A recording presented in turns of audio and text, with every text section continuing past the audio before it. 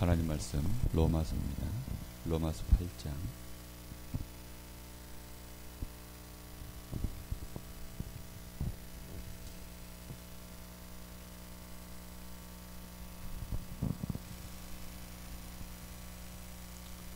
오늘 치유에 대한 말씀 받았는데요.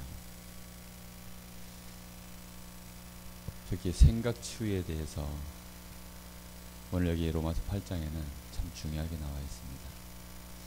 어떤 생각을 갖고 있냐가 그것이 응답이 되기도 하고 그것이 멸망이 되기도 하고 생각에 따라서 그 결과가 생명이요 결과가 사망이고 이런 일들이 벌어집니다.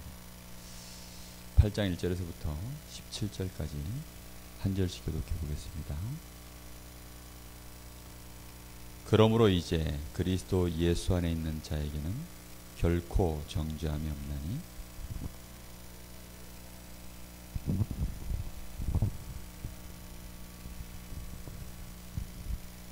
율법이 육신으로 말미암아 연약하여 할 수 없는 그것을 하나님은 하시나니 곧 죄로 말미암아 자기 아들을 죄 있는 육신의 모양으로 보내어 육신의 죄를 정하사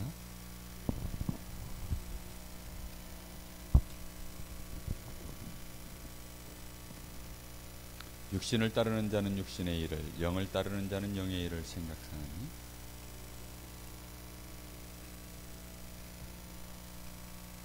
육신의 생각은 하나님과 원수가 되나니 이는 하나님의 법에 굴복하지 아니할 뿐 아니라 할 수도 없습니다. 만일 너희 속에 하나님의 영이 거하시면 너희가 육신에 있지 아니하고 영에 있나니 누구든지 그리스도의 영이 없으면 그리스도의 사람이 아니라.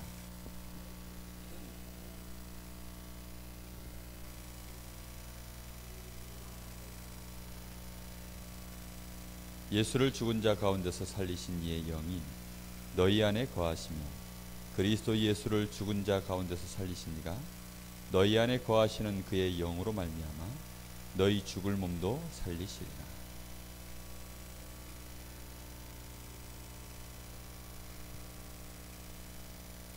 너희가 육신대로 살면 반드시 죽을 것이오되 영으로서 몸의 행실을 죽이면 살리니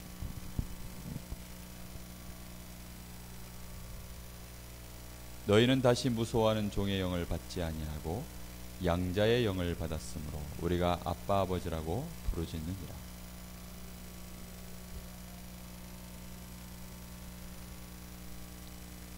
같이 봅니다. 자녀이면 또한 상속자 곧 하나님의 상속자요 그리스도와 함께한 상속자니 우리가 그와 함께 영광을 받기 위하여 고난도 함께 받아야 할 것이니라. 아멘.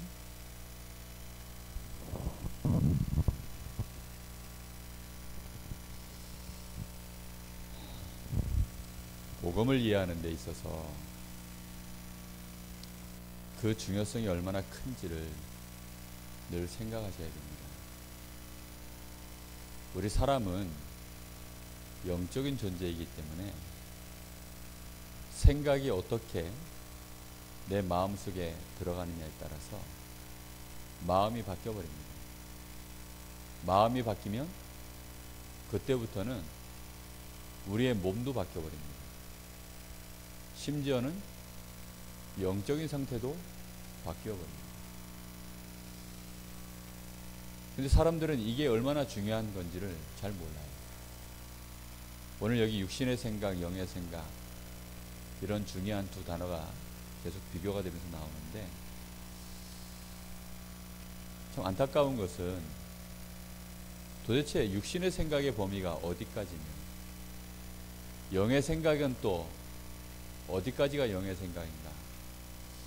그 경계선이 애매하게 갖고 있는 분들이 대부분입니다. 그래놓고 육신의 생각을 하고 있으면서 이걸 영의 생각이라고 하고 있는 거예요. 근데 육신의 생각하고 있으면 어떻게 되죠? 그 끝이 뭐라 그랬습니까? 사망이에요. 결국은 평안이 없고, 그렇죠? 또 하나님과는 어떻게 된다고요? 원수가 되고 하나님을 기쁘시게 할 수가 없고, 또 어떻게 되어 있습니까? 하나님의 법에 굴복하지도 않고, 이런 참담한 일이 벌어지는 것입니다. 근데 그럼 육신의 생각이 우리가 일반적으로 생각하는, 그냥 정말로 누가 봐도 저거는 하나님과 원수될 짓이야, 그런 일들이 아니라니까요. 지금 우리가 일반적으로 생각할 때 모든 종교인들이 옳다라고 말하는 것들이에요. 대부분의 교회에서 잘한다, 저 사람 믿음 좋다라고 말하는 일들이 거의 다 육신적인 생각입니다. 이제 이 말을 앞에 보면 딱 듣고서 더 이상 안 들으면 제가 완전히 이단돼 버리는데, 뒷얘기까지 다 들으셔야 돼요. 오늘 말씀의 제목이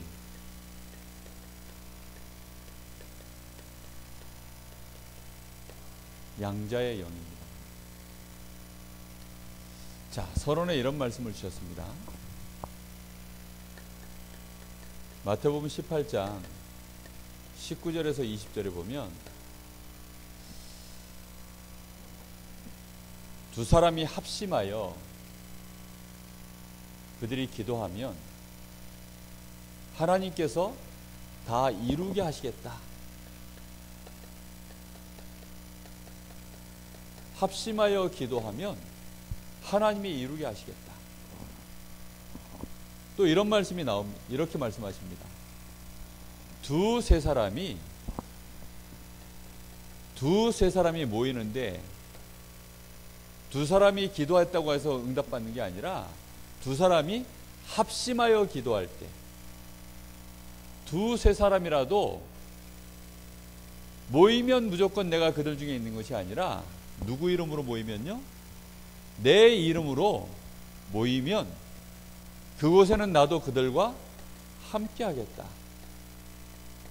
이렇게 말씀하고 있습니다.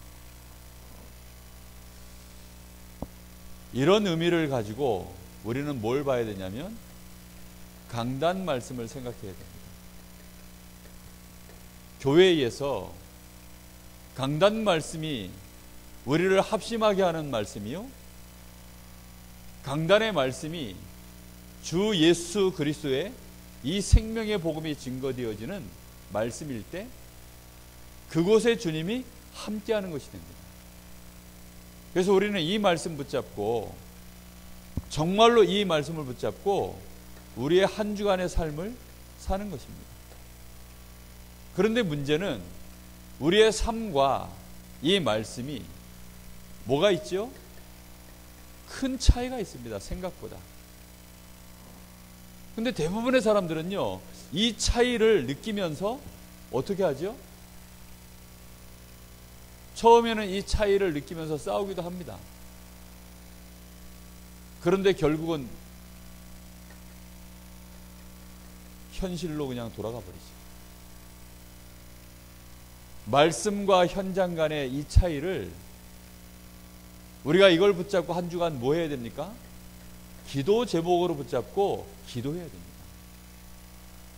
이런 사람들이 주일날 합심하여 기도하며, 이런 사람들이 주일날 모이는 그걸 보고 내 이름으로 모인 곳에 라고 합니다. 이럴 때 주님이 함께 하셔서 역사하는 겁니다. 그런데 대부분 신자들은 말씀을 듣고 잊어버려요. 생각하지를 않습니다. 말씀 듣고 그냥 놓쳐버린다니까요. 다 흘러가요. 어디로? 말씀을 묵상하지 않습니다. 말씀을 내 마음에 두려고 하지 않습니다. 말씀을 내 마음에 두는 것을 싫어합니다. 말씀을 내 마음에 두는 것을요, 집중하지 않습니다. 그걸 붙들려고 하지 않습니다. 내 힘을 거기에 쓰질 않아요. 말씀 붙들려고 하면요, 얼마나 내 마음에 힘을 써야 되는지 모른다니까요. 그렇게 할 때 현실 속에서 하나님의 말씀으로 뭐가 보이냐면 답이 보이는 거예요. 현실은, 이 현실의 삶이라는 것은요, 말 그대로 우리에게 펼쳐져 있는 현장일 뿐이지 그거 자체가 답이 아니라니까요. 그거 자체가 기준이 아닙니다.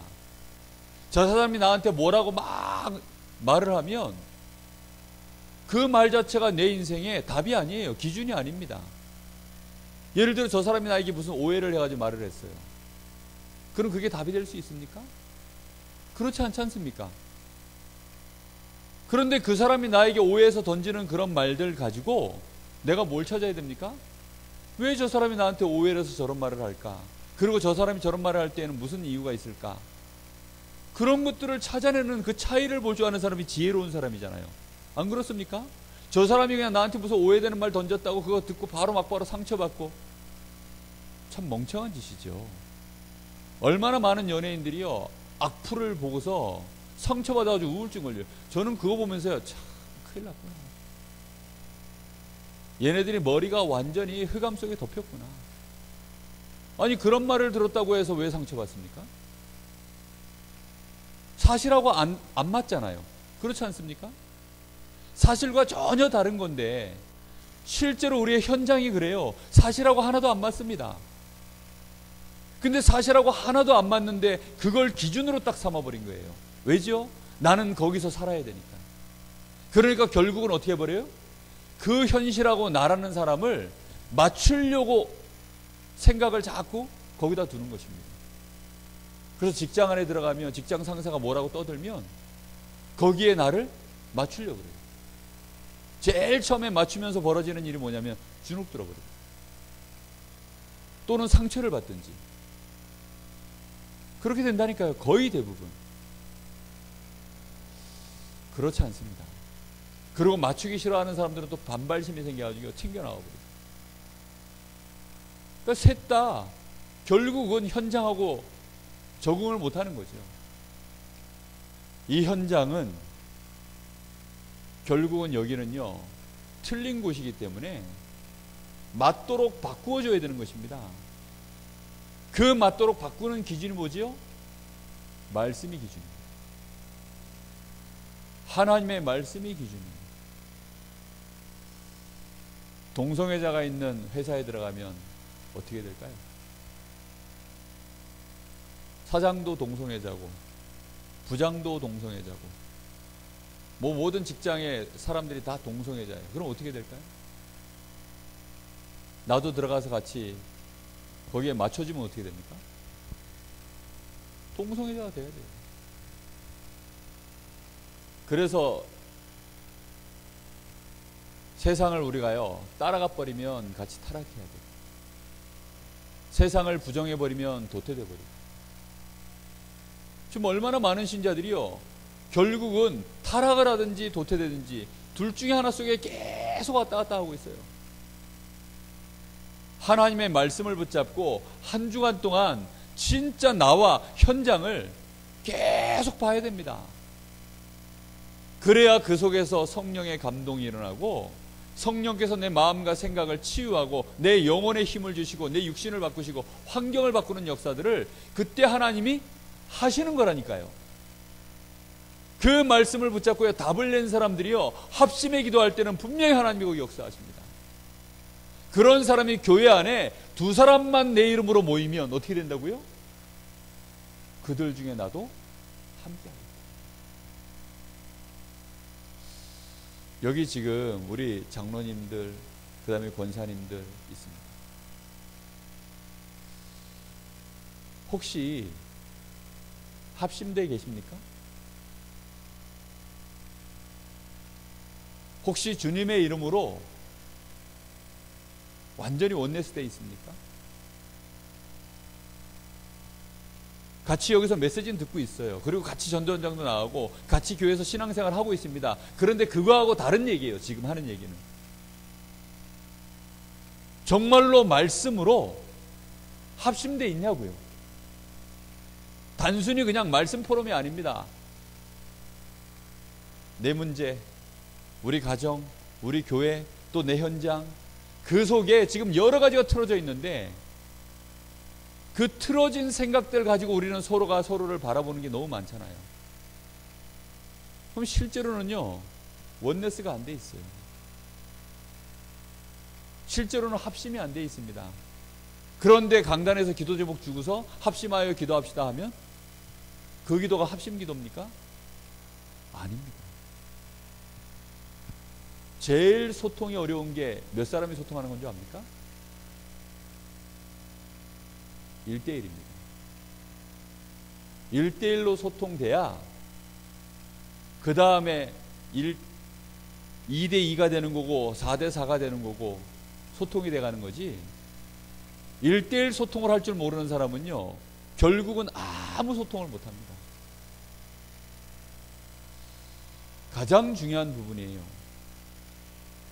여기서 제자도 세워지고 여기에서 하나님의 모든 역사가 말씀이 흘러들어가는, 제자에서 제자로 말씀이 전달되어져 가는 이런 일들이 벌어지는 것입니다. 근데 이걸 못하는 신자들이 굉장히 많습니다.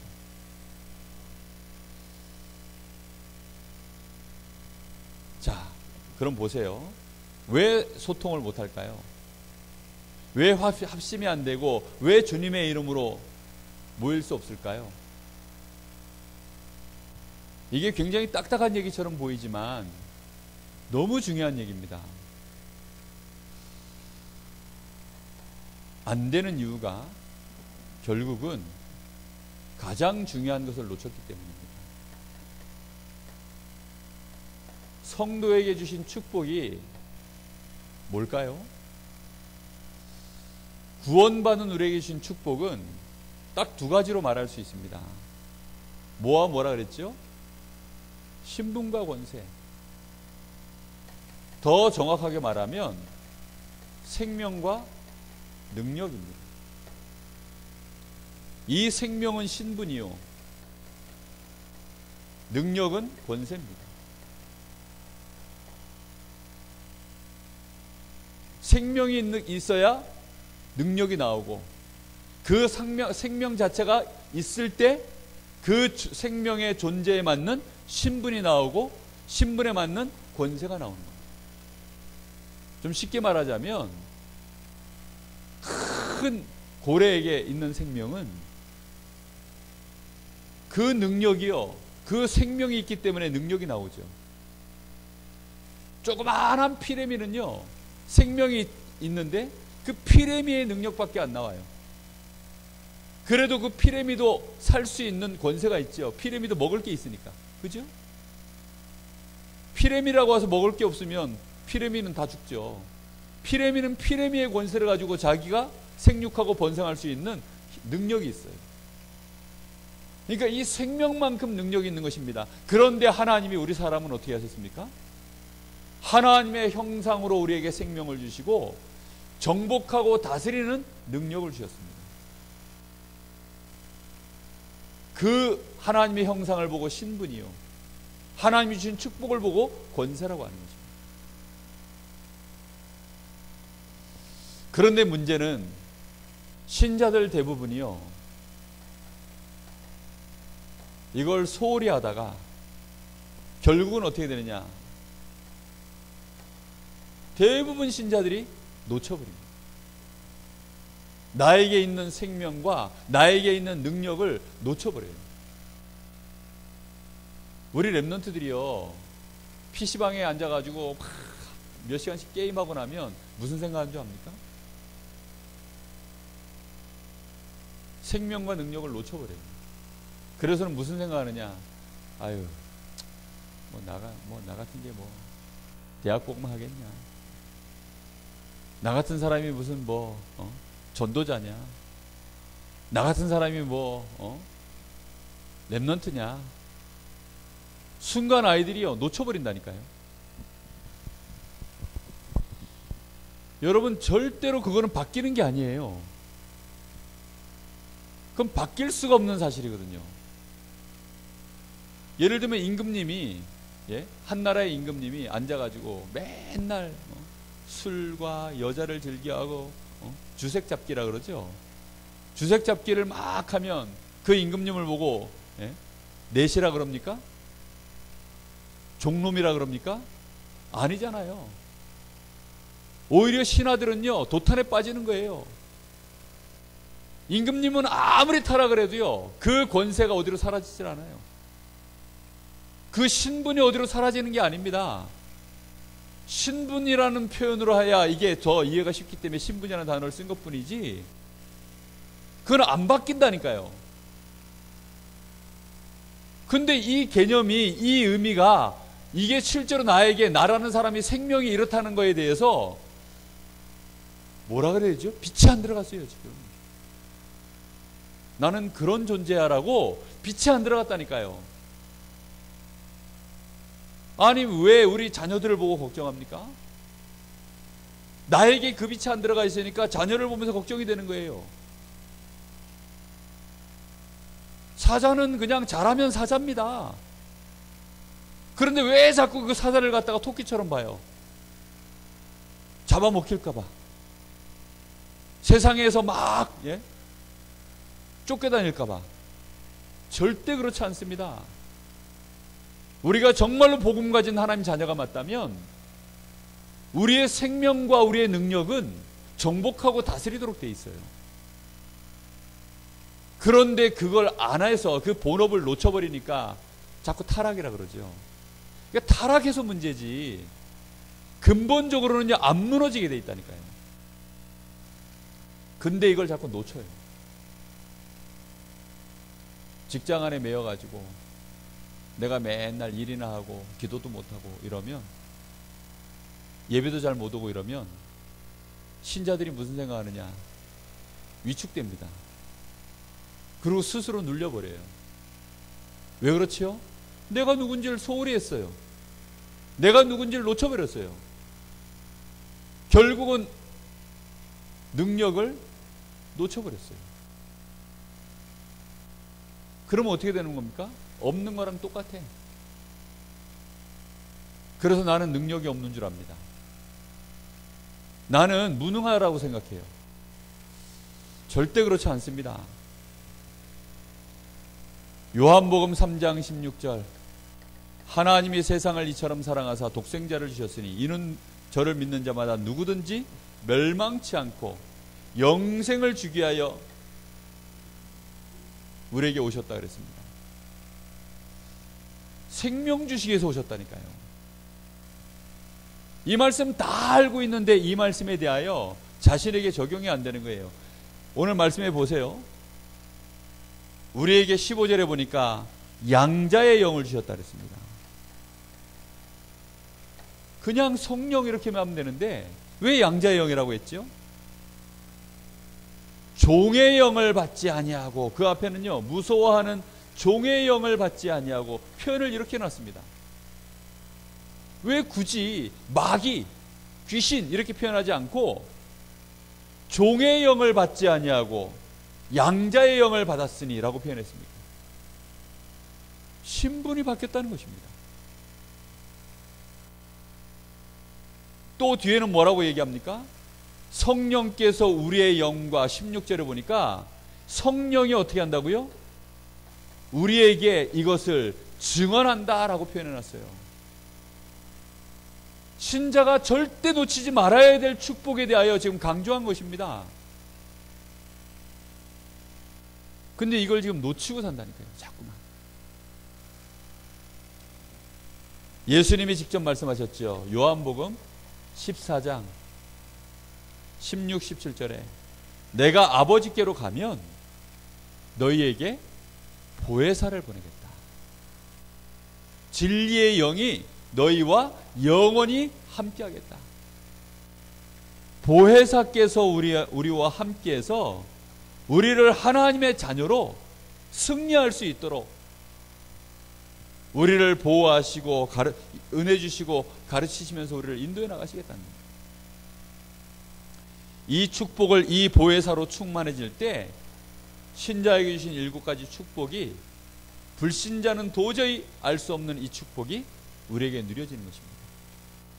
성령이 나와 함께 하심을 내가 알게 되고, 드디어 성령의 인도를 받게 되고, 성령이 때를 따라 돕는 역사를 이루시게 되고, 우리에게 주신 이 권세로 말미암아 흑암이 무너지고 하늘 군대가 동원되며 하나님의 나라가 임하고 정복하고 다스리는 제자가 세워지는 역사들이 시작되는 것입니다.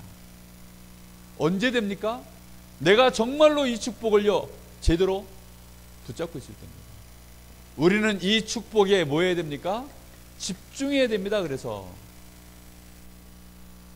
이 축복에 진짜로 집중되어 있어야 돼요. 이미 우리에게 이 축복은 와 있습니다. 자, 근데 문제는요, 이 축복을 놓치도록 만드는 가장 큰 생각이 하나 있습니다. 이 축복을 놓치게 만드는 생각이 하나 있다니까요. 그게 3번을 가지고 이제 3번에 얘기할 텐데요. 그게 육신의 생각. 자, 그 전에 그럼 이 축복이 우리에게 어떻게 해서 왔습니까? 이 축복이 우리에게 어떻게 해서 회복이 됐냐고요.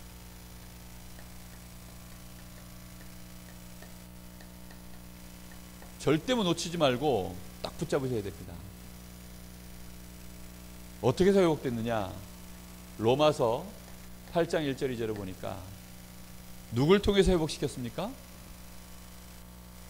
누구든지 그리스도 안에 있는 자는 결코 정죄함이 없나니. 그리스도 예수 안에 있는 생명의 성령의 법이 죄와 사망의 법에서 너를 해방하였느니라. 우리에게 생명이 회복되려고 하면 왜 죄 문제가 그렇게 중요하냐면요, 죄를 가지고 있으면 죄의 삭슨, 죄의 대가는 반드시 뭐죠? 사망입니다. 사망. 그래서 어떤 경우에도요, 능력이 나올 수가 없어요. 죽여놓으면 끝입니다. 그냥 반 죽여놔도요 꿈틀거리는데, 예? 여러분, 고래가 반 죽었는데 그 꼬리 가지고서 한번 꿈틀대면 그 주변에 있었던 웬만한 물고기들은 맞고요 졸도입니다. 근데 완전히 죽어버리면 끝이에요. 여러분, 우리가요 생명이라는 게 그만큼 중요한 거거든요. 그럼 나에게 진짜 생명이 있느냐 없느냐, 나에게 참 생명이 있냐 없냐, 이거 정말로 따져봐야 됩니다. 여기에 대해서 우리는요 깊이 있게 생각해야 돼요. 우리의 생명이 누구 안에서 회복되어졌습니까? 오직 그리스도로 말미암아 죄와 사망의 법에서 결코 정죄함이 받을 수 없도록, 너 죄 있어라 하고 말할 수가 없도록. 죄가 있으면 어떻게 돼요? 사망이라니까요. 여러분, 나에게 죄 있습니까 없습니까? 여러분 스스로에게 물어보세요. 더 정확하게 말하면 내가 정죄받을 죄가 있습니까 없습니까? 스스로 생각할 땐 죄가 있어요. 그런데 문제는 뭐가 없다고요? 정죄받을 죄가 없습니다.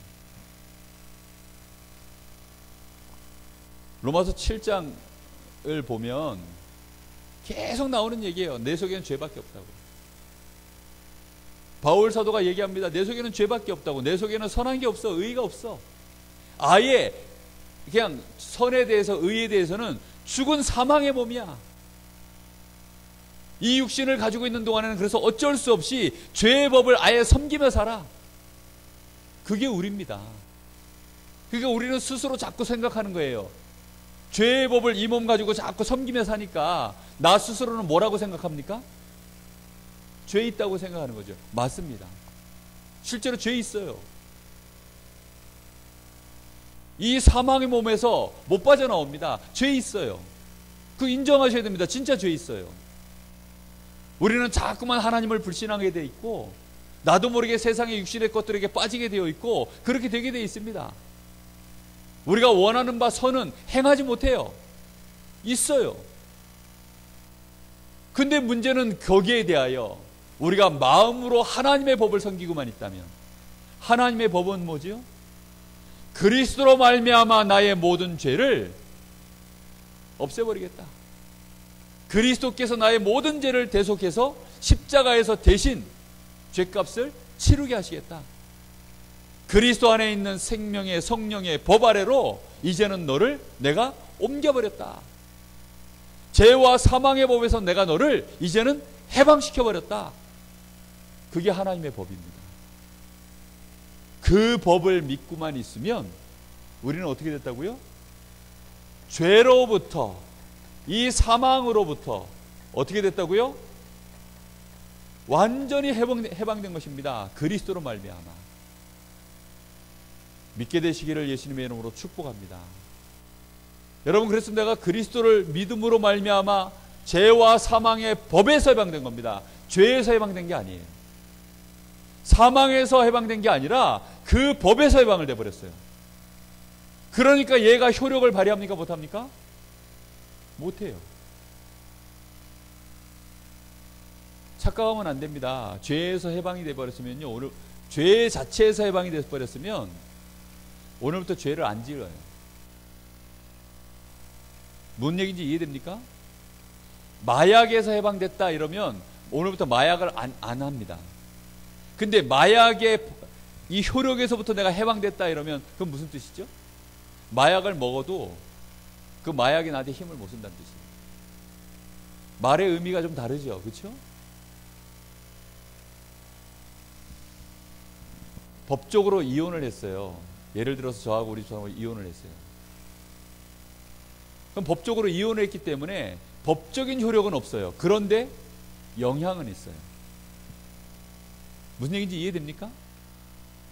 법적으로는 남남이야. 그런데 영향이 있다니까. 왜? 같이 살았던, 공유됐던 많은 것들이 있기 때문에. 그런 얘기입니다, 지금. 일단 하나님이 그래서요, 우리를 죄와 사망의 법에서 해방부터 시켜버렸어요. 왜 그렇게 했습니까? 왜 하나님이 일단 그렇게 먼저 해버렸죠? 이유는 그 다음에 나옵니다. 3절 4절 보세요. 율법이 육신으로 말미암아 연약하여 할 수 없는 그것을. 우리가 육신을 가지고 있는 동안에는 율법의 요구를 이룰 수 없을 만큼 우리의 육신은 어떻다고요? 연약하기 때문입니다. 죄에 대하여 이길 수 없는 연약함을 갖고 있어요. 율법이 요구하는 바에 선에 이룰 수 없는 연약함을 가지고 있기 때문에. 그래서 하나님이 율법의 요구를 이루시려고 직접 자기 아들을 죄 있는 육신의 모양으로 보내신 거예요. 그래서 우리를 위하여 십자가에서 그 문제를 끝내버리신 것입니다. 그래서 4절에 육신을 따르지 않고 그 영을 따라 행하는 우리에게 율법의 요구가 이루어지게 하심이라. 그래서 우리에게는요, 율법에서 요구하는 것들을 우리가 우리의 육신을 가지고 해야 되는데 대신 누가 해버렸다고요? 그걸? 그리스도께서 대신 해버렸어요. 그래서 그 사실을 믿는 우리에게 율법의 요구도 이제는 어떻게 돼 있어요? 다 이루어져 있습니다. 이게 법적으로 다 끝났어요. 마치 그겁니다. 신용카드 3개월인가 아마 연체가 되면 아마 정지가 되는가? 근데 잘 모르겠는데, 연체를 하도 이제 안 해본 지가 오래돼가지고 잘 모르겠는데, 하여튼 신용카드 매달 제가요 먼저 쓰고 그 다음에 이제 통장에 돈 빠져나갑니다. 근데 연체되지 않고 계속 쓰고 있으면 결국은요, 내가 그 빚을 지는 거지만 상관이 없어요. 왜요? 계속 갚아나가니까. 내가 신용 자체가요, 그래서 걸리질 않아요. 그런데 블랙리스트에 올라가지고 신용카드 회사에서 요구하는 것, 은행에서 요구하는 것, 내가 그 요구를, 내가 금전적 요구를 내가 이루어주지 않으면 그 카드 쓸 수 있습니까? 절대 못 씁니다. 근데 그 값을요 전부 누가 다 갚아주느냐? 저희 집사람이 써도 제가 다 갚아주고, 우리 애들이 그 카드 들고 가가지고 써도 제가 다 갚아줘요. 때로는 모르는 사람에게 제가 그걸 빌려줘도요, 그 사람이 그걸 가지고 써도 효력을 발휘합니다. 왜지요? 제가 항상 갚아주니까. 그리스도께서 다 갚으신 줄로 믿습니다. 율법의 요구를요 주님이 다 이뤄버렸어요. 이걸 하나님이 하셨구나. 그걸 보고 영의 생각. 알겠습니까? 아직 이루지 못해서 내가 그래도 좀 해야지. 그걸 보고 육신의 생각. 어느 정도까지 회복을 시켜버렸습니까? 10절 11절을 보세요.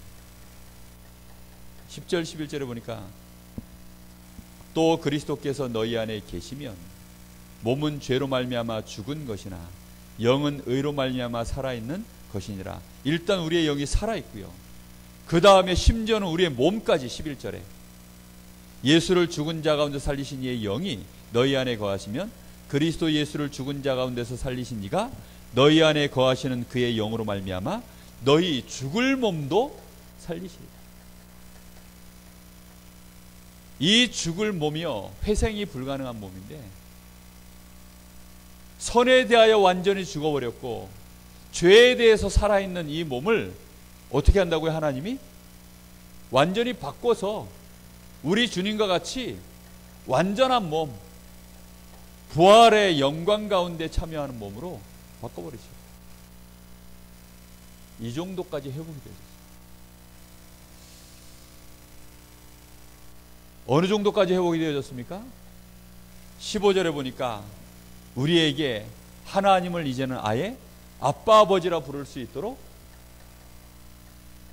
우리의 신분을, 양자의 영을 부어서 하나님을 아버지라고 부를 수 있도록 만드셨다. 하나님을 아버지라 부르는 것이요, 하나님께 응답을 못 받은 사람은 그게 대수롭지 않게 느껴질 수 있어요. 그리고 그거는 마치 그냥 로또 같이 느껴질 수 있습니다. 당첨되면 좋은 것이고 대박 나는 것이고, 당첨 안 돼도 손에 들고 있으면 뭔가 모르게 어느 날 당첨되겠지 하고 위로가 되는 그런 하나님 아닙니다. 어떤 하나님이냐? 우리를 후사로 세워서 모든 것을 우리에게 하나님의 유업을 상속하시려고 우리를 상속자로 세우신 것입니다. 여기까지 우리가 회복이 된 것입니다. 자, 근데 문제는요, 이렇게 엄청난 축복이 다 회복이 됐는데 왜 성도는 실패하나요? 신자들이요, 실패를 하는 거예요.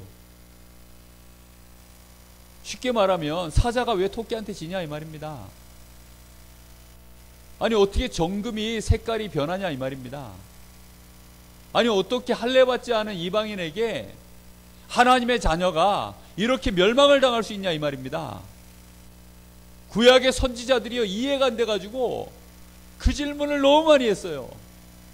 막 가슴을 쥐어뜯으면서요, 그 질문을 던졌다니까요. 어째서 우리가 바벨론에게, 어째서 우리가 저 아수르에게 이렇게 멸망을 당할 수 있습니까? 주여, 이게 말이 됩니까? 어찌하여 정금이 색깔이 변할 수 있겠습니까? 이런 일이 어떻게 해서 벌어질 수 있습니까? 여러분, 그런 애통함이 있습니까? 바리새인들은 그런 애통함이 없었어요. 로마에 지금 나라가 속국이 돼 있는데도요, 그런 애통함이 없었어요. 여러분, 우리 렘넌트들이 현장에서 지고, 나도 내 삶에서 현장에서 불신자에게 눌리고 지고, 거기에 대한 우리는요, 애통함을 오늘 가져야 됩니다. 그래야만 오늘 이 메시지가 나에게 완전한 답이 된다니까요. 더 이상 실패가 반복되지 않아야 됩니다. 안 그렇습니까? 우리 후대들이요, 실패하면 안 되잖아요. 근데 지금 우리 렘넌트들이요, 취직하느라 바빠요. 우리 렘넌트들이요, 먹고 사는 길 모색하느라고 바빠요. 하나님이 자기에게 예비해 놓으신 그 절대 목표를 보고 그 절대 목표를 향하여 달려가면서 그 길 과정 속에서요, 하나하나 이렇게 성취하는 취직이 아니라 그냥 취직이 꼴이야, 꼴. 거기가 그냥 최종 목적지야. 대학 들어가는 게 최종 목적지야. 매번 그 한 학기씩 시험 보는 그 시험에서 성적 잘 나오는 게 최종 목적지야. 그거 안 되면 울고불고, 그거 안 되면 눌리고, 그거 안 되면 밀리는 것 같고. 너무나 많은 신자들이요, 실패의식 속에 지금 살아갑니다. 왜 그렇지요? 가지고 있는 생각 때문입니다. 그게 바로 육신의 생각입니다.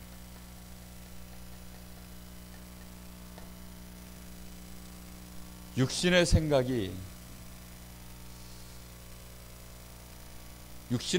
가지고 있으면, 여기 5절 보세요.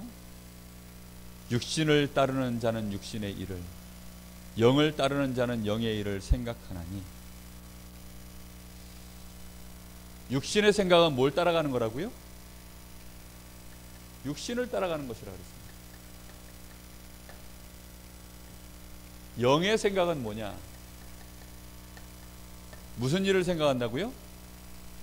육신을 따르는 자는 육신의 일을 생각하고, 영을 따르는 자는 영의 일을 생각합니다. 그러니까 생각의 흐름 자체가, 육신의 생각을 따라가는 사람은요, 육신의 일을 생각해요. 영의 일을 생각하지 않습니다. 자, 그럼 육신의 생각대로 계속 그 흐름이 가면, 육신의 생각은 뭐라고요? 사망이다. 죽은 것에게는 힘도 없고 권세도 없습니다. 자, 뿐만 아니라 육신의 생각은 7절에는 뭐라고 되어 있습니까? 하나님과 원수가 된다. 또 하나님의 법에 뭐 한다고요? 굴복하지 않는다. 하나님의 법에 굴복하지 않으면 무슨 법에 굴복합니까? 세상의 법, 육신의 법, 죄와 사망의 법, 거기에 굴복하며 사는 겁니다. 이런 사람은 뭘 할 수 없어요? 하나님을 기쁘시게 할 수 없다. 결국은 9절 말씀에 이 사람에게는 그리스도의 영이 없는 사람입니다. 그래서 뭐가 없어요? 구원받지 못한 자. 영의 생각은 뭡니까? 생명과 평안이라 했어요. 그래서 생각을 하는데 마음이 평안해지고 자꾸 힘이 올라오고, 생명은 힘이거든요. 자꾸 마음에서 힘이 생기고 확신 생기고 마음이 평안해지고, 그건 영의 생각입니다. 근데 이상하게 자꾸 생각이 어두워지고 힘이 빠지고 불안해지고 염려가 올라오고 신경질 나고 답답하고, 그건 뭐지요? 그건 육의 생각을 하고 있다는 결과입니다. 하나님 앞에 11조를 드리는데 왠지 모르게 마음이 기쁘지가 않아요. 11조 드리는데 힘이 안 생깁니다. 마음이 평안하질 않아요. 그거 왜 그렇습니까? 육신을 생각하고 있기 때문입니다. 주일날 교회 오는데요, 힘이 안 나요. 평안하질 않아요. 왜 그렇습니까? 육신을 생각하고 있기 때문입니다. 주일날 교회 갈 생각만 하면요, 확 마음이 기쁘고 평안하고 힘나고, 그거는 영의 생각입니다. 아니, 그러면 도대체 한순간은요 착각해가지고 기쁠 수도 있어요. 아니, 술을 먹어도 기쁜데요, 뭐. 안 그렇습니까?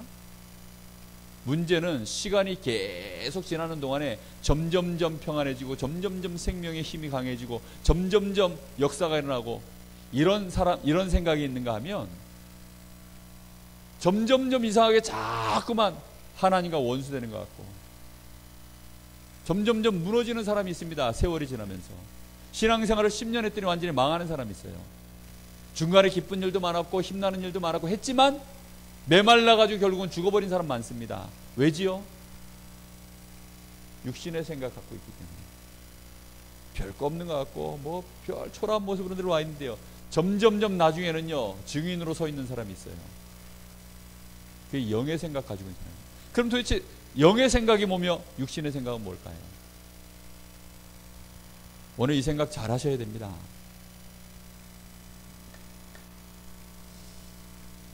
중요하기 때문에 이쪽을 지우고 쓰겠습니다.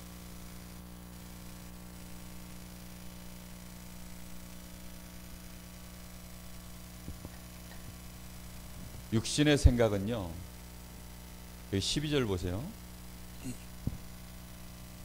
그러므로 형제들아, 우리가 빚진 자로 돼 실패하는 이유가요, 육신에게 져서 육신대로 살 것이 아니니라. 육신의 생각이 뭐냐면요, 육신에게 져서 육신대로 사는 것입니다. 아이고, 더 어려운 얘기네. 이게 도대체 무슨 얘기입니까?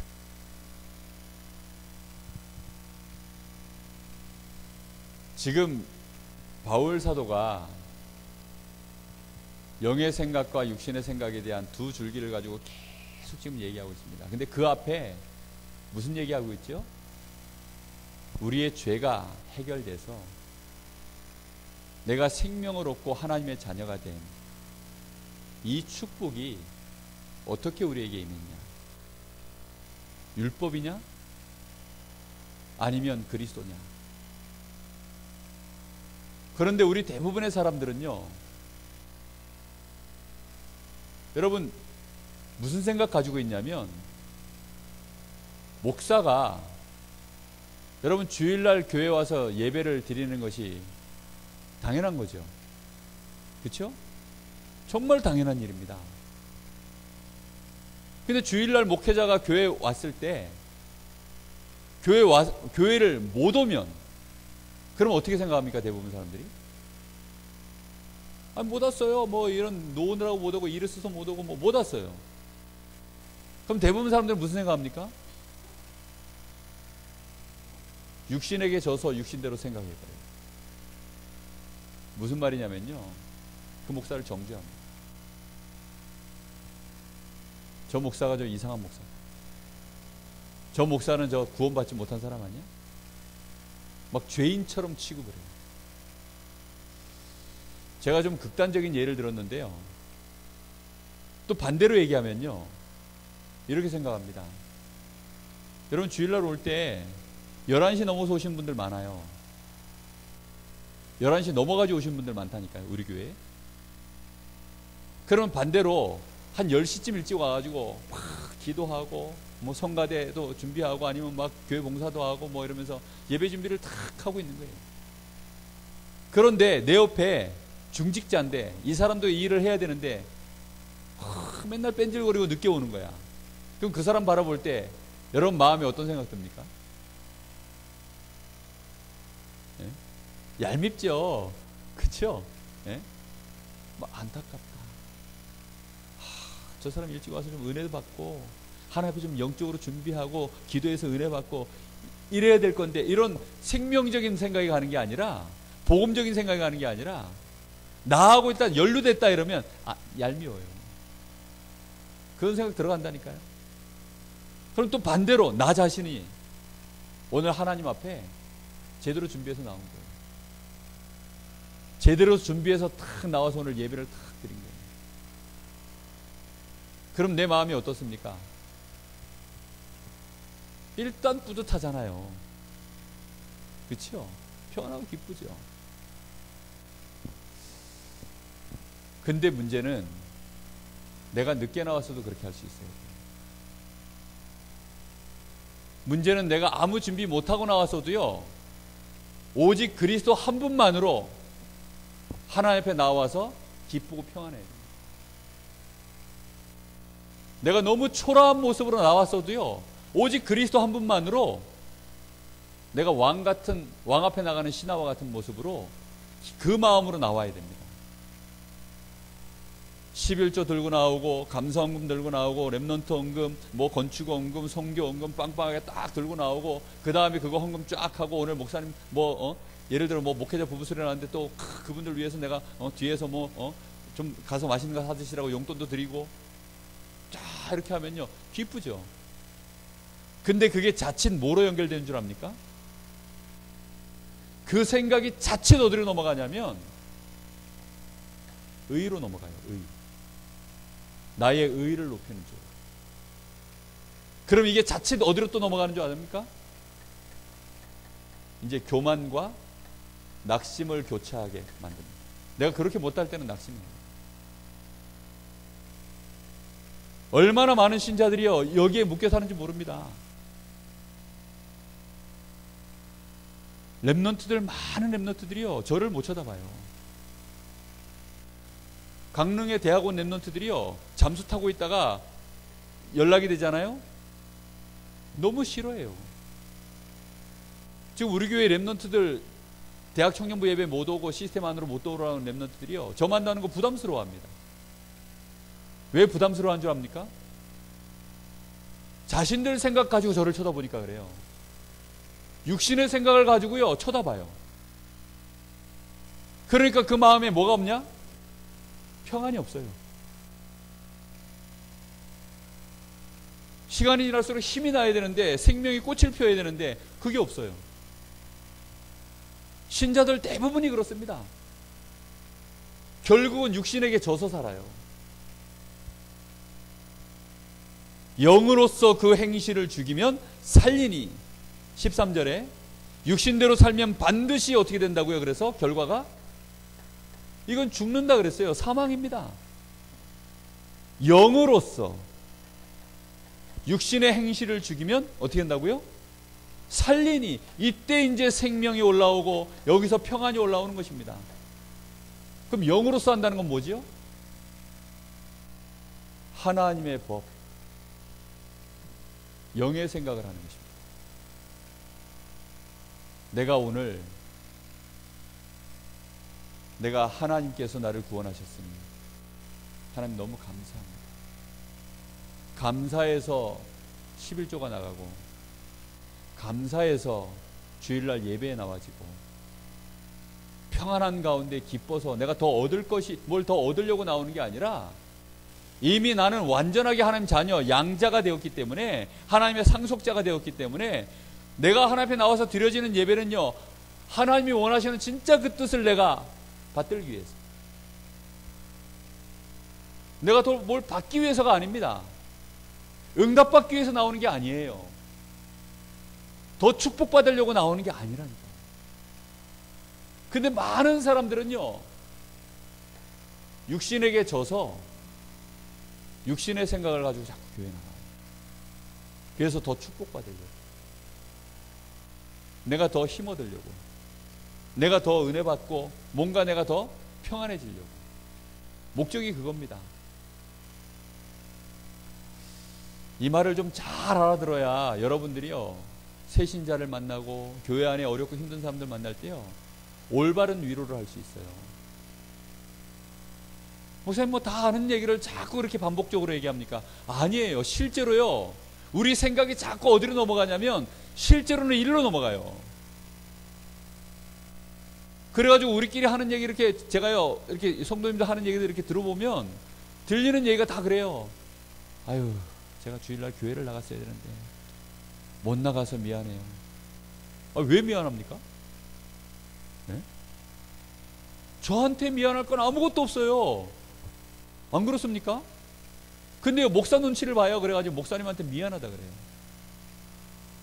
목사한테 왜 미안합니까? 아니, 좀 그러지 마세요. 저는 아무 건이 없는데 왜 나보고 미안하다 그러세요? 아니, 번지수를 잘 찾아서 얘기를 해야지. 안 그렇습니까? 아니, 전남이 장로님이 나한테 돈 빌릴 일도 없는데 왜 돈 못 갚았다고 미안합니까? 그러면요, 답답한 거예요. 저분이 왜 저러시나. 근데 또 우리는 그 얘기를 듣고요, 당연히 저 사람이 죄송해 하면 당연하게 또 받아요. 또 많은 목사님들이 그러면서 막 또 힘내가지고 다음부터는 잘 하세요, 또 이런다니까. 그게 큰 착각입니다. 그래가지고 교회 안이 다 무너지는 겁니다. 그래가지고 신자들이 교회 오면요, 평안하지 않은 거예요. 왜요? 교회가요, 육신에게 져서 육신대로 지금 교회가 돌아가요. 그러니까 무너지는 겁니다. 한 사람이 너무 귀하게 안 보여요. 왜지요? 내가 육신에게 져서 육신대로 살면서 육신의 생각 가지고 나의 의를 세워가면서 살기 때문에, 율법의 의를 가지고 나의 의를 자꾸 생각하면서 살기 때문에 사람들을 볼 때도요, 율법의 의를 가지고 그 사람의 율법의 요구를 이루지 못하는 삶을 보면 그게 안타까운 거예요. 그게.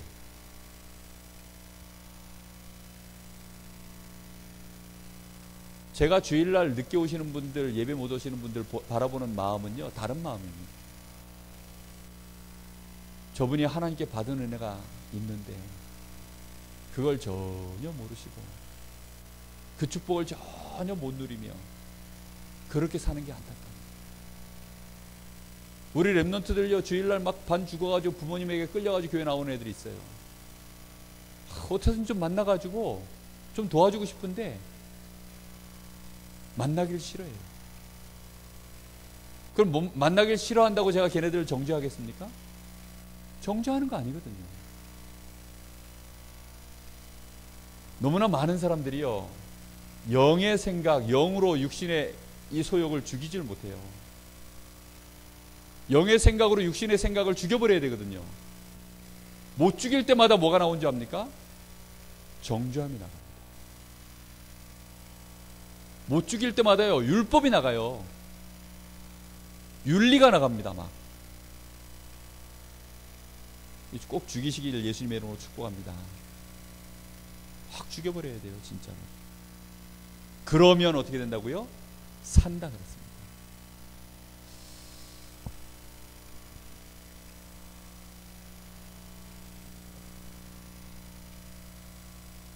(14절에) 무릇 하나님의 영으로 인도함을 받는 사람은 곧 하나님의 아들이다.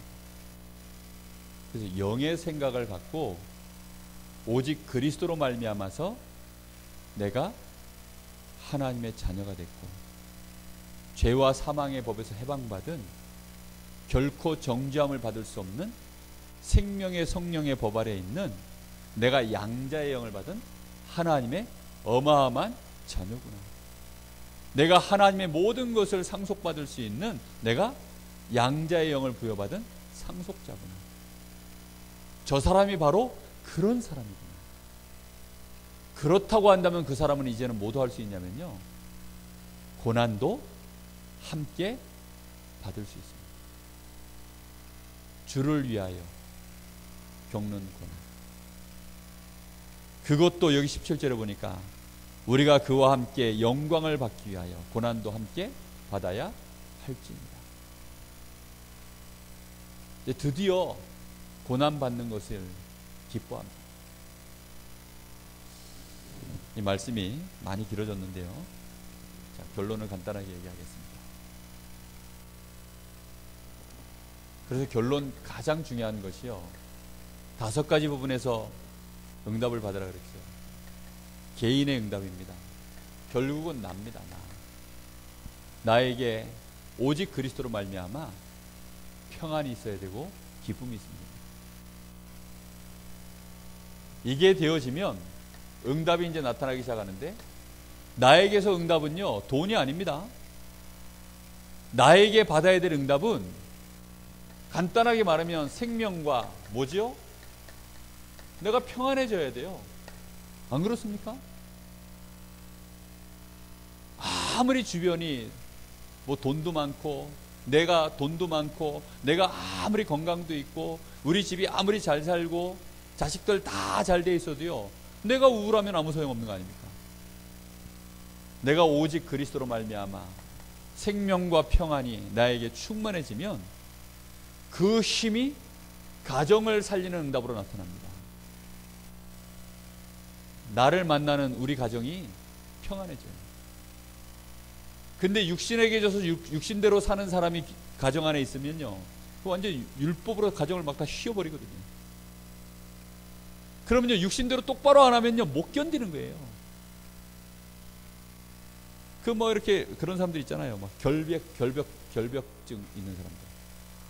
그런 사람들은요, 막 육신에게 완전히 묶여 있는 거예요. 막 그냥 막 깨끗하게 당장 눈앞에 뭔가가 정리 안 돼 있으면 못 견디는 거죠. 그런 사람 집안에 한 사람만 있으면요, 옆에 사람 죽습니다. 진짜. 그런데 진짜 평안을 상관없이 육신을 완전히 넘어서서 육신의 환경, 육신의 모든 것 다 상관없이 뛰어넘어서 생명과 평안을 누리기 시작하면 가정이 드디어 이제 평안해지기 시작해요. 가정의 응답이 옵니다. 드디어 누가 살아납니까? 교회가 살아납니다. 이런 교회들이 힘을 얻어서 총회를 이뤘다. 그럼 민족이 살아납니다.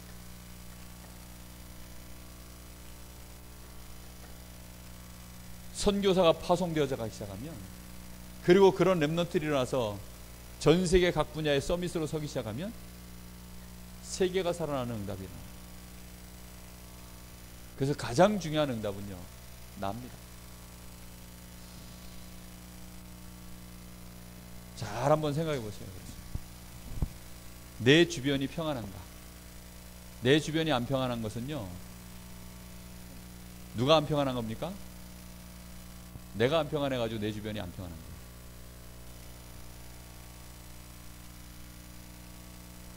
문제를 트러블 메이커가 있는가 하면 피스 메이커가 있습니다.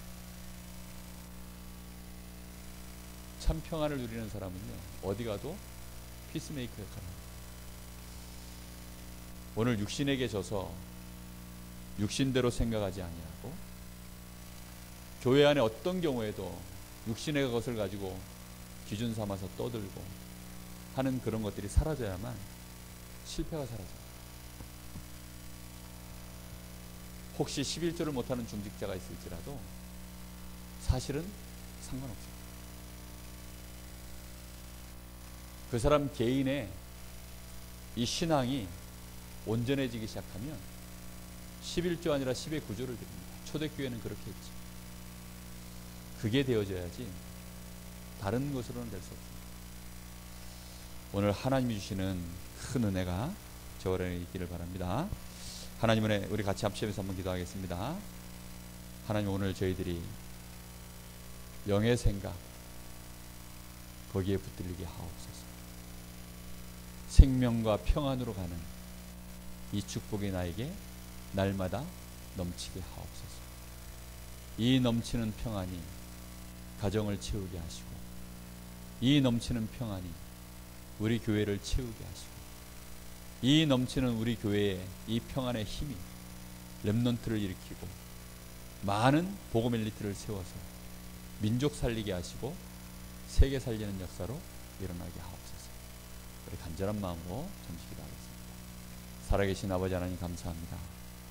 오늘 우리에게 주신 이 말씀이 너무나 중요한 말씀이기에 하나님, 전도자 바울은 끊임없이 이것을 주장하고 여기에 대하여 정말로 때로는 분노하고 때로는 이것 때문에 정말로 피 끓는 심정으로 기도하고 때로는 이것 때문에 목숨까지 걸며 그렇게 나아갔습니다. 주여, 우리가 이 복음을 지키는 일에 정말로 하나님 우리 인생을 먼저 갱신시켜 주시고 우리 자신이 이 복음으로 말미암아 하나님께 찬송하며 혹시 죄악 중에 있을지라도 감사할 수 있는 그런 심령으로 변화받게 하여 주옵소서. 오라, 나는 곤고한 사람이로다. 이 사망의 몸에서 누가 나를 건져내랴. 그 사망의 몸 안에서 하나님을 향하여 감사하고 찬송하였던 이 바울 사도와 같이 이제 우리의 생각, 우리의 체질이, 우리의 각인뿌리 체질이 오직 영의 생각으로, 오직 그리스도로 말미암아 생명과 평안으로 충만해지게 하여 주옵시고 하나님을 기쁘시게 하며 하나님의 법에 온전히 굴복하여 이제는 이 땅에 하나님 나라를 실현할 수 있는 참된 주역으로 설 수 있도록 주님 역사하여 주시옵소서. 절대로 우리 자신에게 속지 말게 하여 주시옵소서. 내가 누구인지 놓치지 말게 하여 주시옵소서. 보잘것없는 일을 하고 있다고 내가 보잘것없는 인생이 아님을 알게 하여 주옵소서. 내가 부족한 짓을 하고 있다고 내가 부족한 자라고 착각하지 않게 하여 주옵소서. 혹시 내가 육신에게 져서 내가 죄 가운데 있을지라도, 내가 죄를 따르고 있을지라도 내가 죄인이라고 속지 않게 하여 주옵소서. 내가 정죄받을 수 없는 하나님의 자녀임을 기억하게 하여 주옵시고 오늘부터 정말로 당당하게 믿음으로 서서 하나님을 기뻐하며 하나님께 감사하고 많은 사람을 살리는 자로, 심지어는 그리스도와 함께 영광을 드러내기 위하여 우리가 고난도 받는 그런 축복의 자리에 서게 하옵소서. 주님 감사합니다. 하나님의 은혜를 감사합니다. 오늘 우리에게 우리의 생각을 치유하고 우리의 치유된 생각이 우리의 가정을 치유하며 교회를 치유하고 현장을 치유하는 역사로 일어나게 하옵소서. 혹시 내가 부족하다고 느껴질 만큼 내가 연약할지라도 나의 존재 자체가 이제는 연약하지 않음을 깨닫게 하옵소서. 혹시 내가 범죄하였을지라도 내가 죄인이라고 착각하지 않게 하여 주옵시고 영의 생각으로 내가 정죄받을 수 없는, 내가 죄와 사망의 법에서 벗어난 생명의 성령의 법 아래로 있는 양자의 영을 받은 내가 하나님의 후사임을 기억하게 하옵소서. 감사하게 하옵소서. 전도자 바울과 같이 혹시 내가 죄를 따를지라도 그 속에서도 하나님을 찬양하며 감사할 이유가 내가 섬기는 그리스도의 법, 하나님의 법 때문임을 고백할 수 있게 하옵소서. 이것으로 충만해질 때 하나님의 역사가 시작될 줄로 믿습니다. 반드시 하나님이 우리를 의롭게 하시고 의롭게 하신 우리를 영화롭게 하시는 역사를 이루어가실 줄로 믿습니다. 주님을 찬양합니다. 우리 주 예수 그리스도의 은혜와 우리 아버지 하나님의 크신 사랑하심과 성령님의 역사하심이 여기 사랑하는 하나님의 법 아래 있는 귀중한 하나님의 의인들, 전도자들 머리 위에 이제와 영원토록 함께 계실지어다. 아멘.